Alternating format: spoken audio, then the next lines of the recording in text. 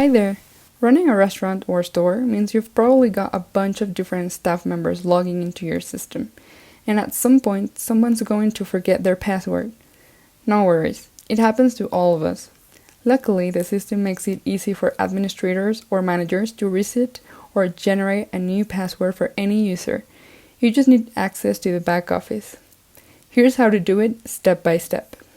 Head to the back office, go to Admin, then Users. Find the user you want to update and click Edit. Look for the option that says Create Password. Hit the Generate button. Each time you click, it'll come up with a new random password. See one you like? Click Use this password. Don't forget to hit OK to save your changes. And that's it. Managing staff access should be simple and secure, and this quick process helps you stay in control. Got other questions about user roles, security, or permissions? Let us know. We've got your back.